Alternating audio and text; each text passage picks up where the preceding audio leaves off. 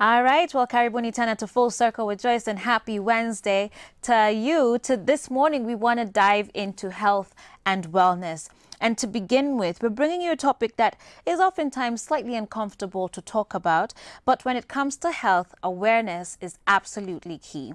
And so, gentlemen, those of you who are watching the show, did you know that sometimes your performance or the health, the state of your reproductive organs can actually be a sign of bigger issues, okay, including what you eat and even your fitness? To help us unpack this topic and to discuss this, Dr. Wilson Murundu, who's a urologist. Karibu sana to the show, Daktari. Thank you. And also Gideon Onoka, who's a fitness coach. Good to see you as well. Karibu sana, gentlemen. Hopefully your Wednesday is going well. Very perfect. Excellent. Now, when it comes to seeking health and just finding out more about wellness, what our bodies need, taking care of ourselves, oftentimes we kind of find that for men that's sort of like a little harder. Mkona hiyo tu machismo. Umundu strong. Sivyo ndio inaitwanga. Umundu strong. So, Daktari, for you, how easy or how often do you see men voluntarily come in for a checkup? That is a very good question, and I can say for the men, they have a bigger limitation when it comes to them explaining or them coming out to share their concerns. And I can say, apart from just the main topic, ED, as we've shared, there's so much that is attached to the functionality of the man's organ. Now, I can see that there is that premature ejaculation that's come on board. There is that lack of ejaculation totally. And there is that aspect of even just losing the drive to have sex. All those are compounded into us the whole aspect of functionality about the organ. Right. And to the men, I can say whoever I see is mostly just because of a reference, either by the spouse or a very concerned person who feels that he needs to get a quick medication or a quick management before the problem falls out of the hand. Okay, so when you're talking about erectile dysfunction or ED, it seems like then it's much more encompassing than what we typically talk about or hear about. Yeah, very true, because for us, many of us understand erectile dysfunction as just the inability to have an erection and sustaining it till the end. But when we come to now the nitty-gritties of what brings in the whole aspect of erectile dysfunction and whatever is associated, it's a very bigger topic, and I can say it can't just be tackled at a one shot, because it needs more more thoughts and more input in how well we can manage the whole issue here. So in light of it being, very broad, as you've said, we will undoubtedly have to make some generalizations. So can we talk about some of the causes, or what are the sort of the inputs, the factors that come into causing ED? I can say whatever brings erectile dysfunction can be related to a wider range, a wider aspect of lifestyle issues.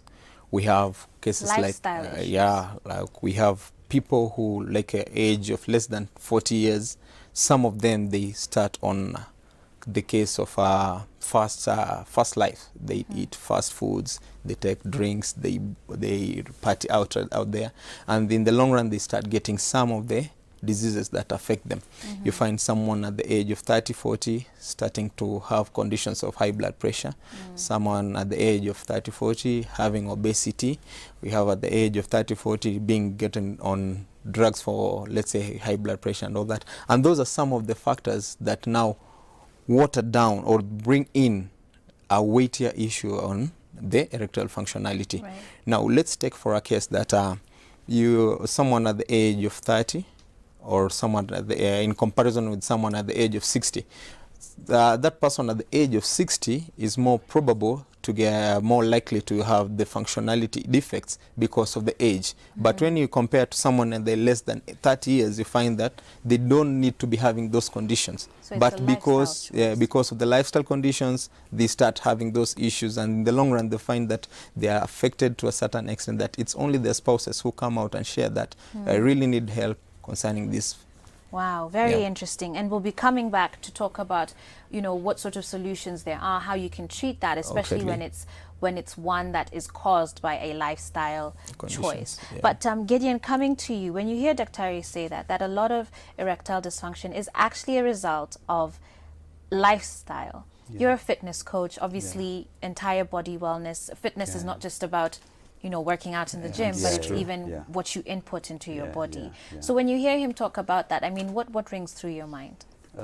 It's very simple. As you said, the lifestyle conditions, and it is true. Majority of the people, they're doing what they don't know. That is a problem. Not only about how they're training and what they're doing, as well, it is to take care of their body. You see, when you're having a good diet and coming to the gym, all these things comes up about the functionality of the body and brings in the circulation of the body, the blood into the system. So the organ itself that we are talking about, it is something that is somewhere, doesn't understand what's supposed to be done for it to react. But the communication of the body is much important. So the lifestyle diseases, they are major and a bigger problem for the people. So we advise them to just step in the gym, just try and do something that will help your body circulate to the norm, and don't pile a lot of calories and cholesterols in your body. Right. But you know, now when you're talking about, so obviously, Daktari, are we then saying there's nothing like it's hereditary or genetic that you will end up with erectile dysfunction? Is that possible? I bet on it. Yeah. The case of having a hereditary condition as ED as a hereditary condition is out. Whatever, when we compare our present lifestyle trends in comparison to the old age, I can assuredly tell you the old age guys never used to have some of these conditions. Yeah. And these conditions, they come up just because with the current rate of exposition, you are so much engrossed with your duties. Maybe you don't have the right time to take the right meals. All you need to do is step in a Java, take a cup of coffee with some sausages, with some hamburgers and all that. In comparison to those old age, they used to go farm, get a cassava, they eat it right in the morning, they take a good starchy meal. During the day, they get full of proteins and vitamins through the day. Late in the night, they eat a good balanced diet. And now that is the difference. And you can see that maybe if at all your generations that was, they had a population of a larger household in comparison to the present. Nowadays, someone can have just one or two, and that at the extent that when you feel that the whole problem is now centrally now on the aspect of lifestyle, is whenever you find the current household that we are having nowadays, 1, 2 kids, 3 kids are enough. It's not that some of these things are not known. Some of these are known because the head of the house maybe has a condition, and all it comes through is just because it was just a chance choices, and a case of let's keep up with whatever we have at the hand. Yeah. So let's get very real about this, because the truth, I mean, you both are very young guys. You're young guys. Over the weekends, men will want to, you know, go watch football with their boys. Kidogo kidogo ka kilo kameletwa. Kamechomwa kameletwa. You know, kukuchoma, sijui nyama choma. So there's also an effect of, you know, Kenyan men eat a lot of red meat. Are there consequences with that as far as ED is concerned? But even just as young guys yourselves, because I think you mentioned even something like alcohol can have an effect. So for you as a fitness coach, when you're looking at wellness beyond just going to the gym, you see, this is a lifestyle, and if you take it at a particular level, then you'll be diminishing the whole aspect of wellness. Wellness is wide. It's something that you can't discuss in a minute. So when you align your life in a point of having the right thing that you're supposed to eat, and you see, taking alcohol or taking red meat or taking white meat, that one does not limit you from doing what is right. What is right is after you've taken all those things in your system, because I mean, also the fitness aspect is not to keep you in a gloomy room for you to be like living a boring life. People take alcohol. Only broccoli and boiled chicken. Yeah. I have people who take alcohol and I train them, and the still system works better. So this is what happens when you take that alcohol. How many calories have you taken in your body? And now, when you work out, how can you be in a position to burn the same amount of calories that you're taking into your body? You get. So if you can maintain your system regenerating the new organs in your body in terms of cells, then you'll be helping your body to a level that it wants at a certain percentage. Because your body is created at some point, it knows when it needs to be circulating the blood, the mind knows when it needs to be regenerating the DNA. So you need to understand. But all these things you're doing, kindly just do something, a fitness activity. Physical activity. But even if you're eating meat and we're not okay, because I know there's going to be a dude that's going to SMS. That's not what we're saying, but even just to have it in moderation. Yeah, have it in moderation. That's why I said the limit. You know, the good thing is most of us as young men, what we normally wait for is we always wait for a second chance to make our first impression. So the problem is you see what the lifestyle I'm living and you want to live that lifestyle. So me, I can take, today I can go in a club and take alcohol, right? Maybe I'll take 3 bottles. For me, you will take like me. It's an example though. I know. You will take. So you will take like me. But you never know behind the scene how many calories I burn. You see, I can be burning the same thing. I know yesterday was a cheat day for me, and maybe I do it once in a week or once in a month. But you, since you want to live a lifestyle that I live, and you saw me once taking that alcohol, you will adapt to that system. And then when you adapt, what's happening? You're running to obese, you're running to hypertensions, you're having all these problems. And now you go to the gym, you're told, what you're thinking is you need to keep carbs aside. Because of what you're keeping in your body, it is not that the body was taking, the body takes the small percentage that it wants. The other percentage you will store outside your system. Then that means we'll start seeing another word that I don't want to mention. So, so the thing is just that routine matters a lot. All right. Guys, we're going to take a short break in just a minute, but Daktari and Gideon are going to be joining us after the break. Of course, you can keep your comments and your feedback coming on 22999. That's our SMS line, and also reach us on social media at Switch TV Kenya on our Facebook page.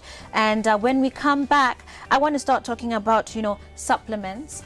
Is that a good way to go? And what about also prevention when it comes to age? Because obviously our bodies go through wear and tear. So is there something that can be done for someone who is making those conscious decisions to live well, making the right lifestyle choices? What can they do?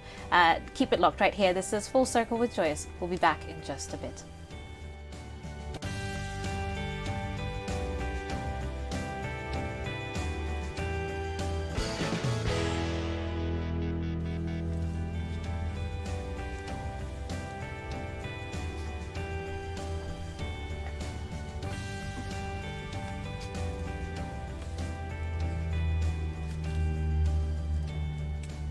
All right, guys. Well, thank you so much for joining us and being a part of our show.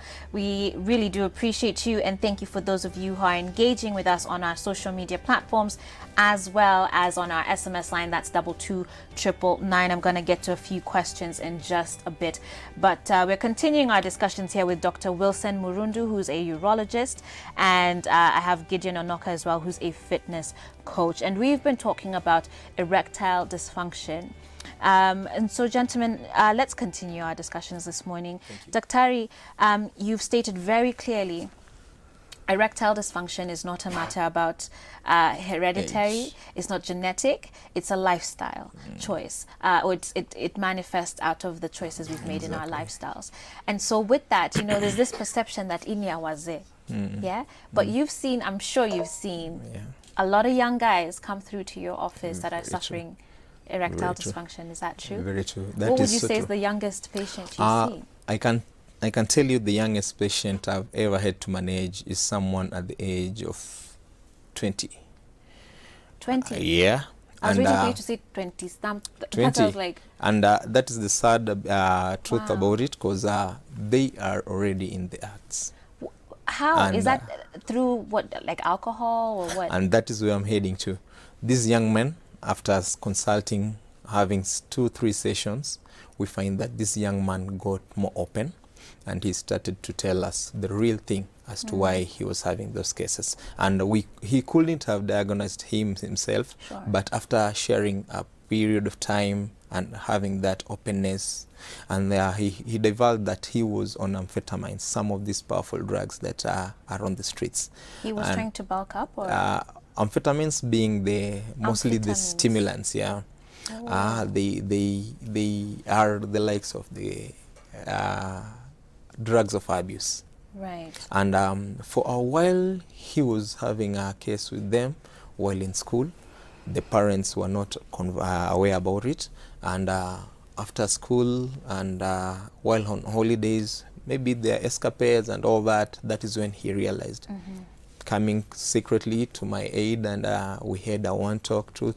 And we realized that he had so much of the addiction in him that it was weighing him down, and he couldn't do anything. Wow, that's now terrible. Besides just having that inadequacy, to have an erection and have it fully, the challenge was the tissues and the muscles were already extensively worked out, because you understand when it comes to the excretion process of the hard drugs and all that, they have a toll on your kidneys. Sure. And your whole excretion system. Now, to a certain extent, we are on a recovery process with him. Okay. But now, dealing with the addiction is now a thorn, a whole other issue. among the Absolutely. youth, and that is the main concern that we are sharing with many people, that the drug addiction, alcohol, the cannabis, the cases of just smoking. Because smoking, you as a passive smoker, you are much more predisposed to some of the damaging effects. So these things, people think they're looking cool, but it you're ain't, harming it yourself. Because someone might be smoking by your side, and you just feel that he's the one who is being affected much, but you are bearing the bigger brunt of the smoke. Now, all you need to do is just talk to the young ones that this problem is not a reserve for the old ones, and it can affect them. So they have just to, at least if at all they have to drink, they drink responsibly. And if at all they have to take it to another level, they have to be conversant with the side effects and some of the challenges that we'll face in the long run. Yeah. That is the major thing. Gideon, I feel like this is a good point to bring you in. You're a fitness coach. We know that fitness has a way of releasing endorphins in your body. Yeah. I want you to speak about the avenues, alternatives to sort of joy and fun that people can find even through fitness, that you don't have to, be engaging in drugs. And I mean, surely, I'm sure if you're busy working on your health and well-being, you don't have time for drugs. You don't have time for alcohol and or abusing, all sorts of substances. Can you talk to young men watching us right now about the lifestyle that they can have, that's not being cool, right? Because you're clearly, 20 years old. That's a very sad story. It is very sad. But first of all, I'll go back to the point and be real. ED will never be cured by fitness. First of all, the person to discover what you have in your body is a doctor. Sure. Now, another process when you come to fitness will only either help you prevent or help you manage. So most people, they can hear such kind of a conversation and they run to the gyms thinking they'll be in a position to recover whatever they've messed up with. Now, we need to know, in fitness, it is all total fun. As I told you before, fitness, you need as well to engage in it as an activity that you like. And you need to start a fitness of your mind. When you start your fitness in your mind, then it results to your body. Your inside you becomes your outside you. So if your outside you is looking like what you don't like, what about your inside you? You see, your heart has only one thing to do, to circulate that blood. You're denying it that chance of keeping it healthy to do the circulation in your vessels. Now, when you have such kind of a condition and come to the gym, The only thing that we always advise people, when you have that condition, you need to start at least with a professional to help you work out your pelvic floor muscles. Deeper into it, there's some vessels in your body that responds before it starts generating the whatever we want in the libido to support your erection. And now, any person you see out there, don't assume they're all okay. Because what happens is, by the way, on another concept, people assume, these bodybuilders, they don't. In fact, your muscle are built on a testosterone level. And when you have the best natural testo, then it means you have a healthy body. Okay? Now, if you have a healthy body and it is responding to the same, now it helps you perform. Now, on a point of living healthy and finding a lifestyle in what you need to do in a good way, get a group of people. Get like 3 or 4 people, because on your own, if you're not dedicated, you won't do it. Get a group of people, set up your program, start doing activities even outside. Walk, climb the mountain, do some fun things, and it will help you. At the end of the day, you'll notice I've been doing something which is helping me. Okay. Let me get to some SMSs here. Someone asks, is erectile dysfunction related in any way to prostate cancer? Great question there, Dr.